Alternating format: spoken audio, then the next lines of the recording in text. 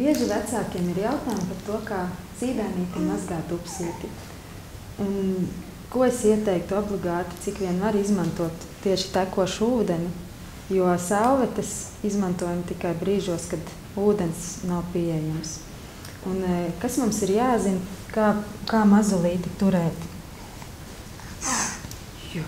Nereti ir gadījies tā, kad atnāk jaunie vecāki uz konsultāciju un atzīstās, ka viņi ir baidījušies nest mazulim mazgāt upsīti, jo izmantojuši salvetes tikai tāpēc, ka viņiem ir bijis bail izmest mazuli no rokām.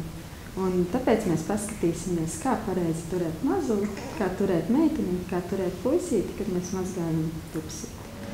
Pirms dodamies mazgāt mazulim dupsīti, no sākuma pastāstam viņam, ko mēs darīsim un uz kurieni dosimies, lai mazais zina, kas viņu sagaida. Un, kad esam nonākuši līdz izlietnei, tad no sākuma atveram ūdens krānu, lai mazais jau pēc dzirdētu, kad būs saistība ar ūdeni. Un tad nevis dodamies uzreiz ar dibenu pie ūdens, bet no sākuma samitrinam kājas, pamitrinam, lai mazais būtu gatavs tam, kad tad mēs mazgāsim dibenu.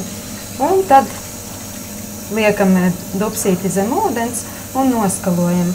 Un atceramies, ka ūdens noskalos visu, ko vajag, un īpaši nelienam un nečubinamies gan dzimuma orgāniem, lai neievazātu infekcijas. Meitenīti mēs turam ar seju uz augšu, lai ūdens tek no augšas uz leju. Puikas mēs varam turēt ar vēderu uz leju, atbalstīt uz savas rokas un tad likt mazgāt dupsīti. Un svarīgi atcerēties, ka mēs bērnu turam vienreiz ar vienu roku un nākamā reizē, kad dodamies mazgāt, paņemam uz otras rokas. Tas ir svarīgi gan puikām, gan meitenēm. Tiem vecākiem, kuri baidās, ka mazulis var izkrist no rokām, par to nevajadzētu satraukties, jo mēs mazuli turam cieši klāt. Ar roku pieturam kāju, piespiežam sev pie ķermeņa un paši kopā ar mazuli liecamies līdz ūdenim.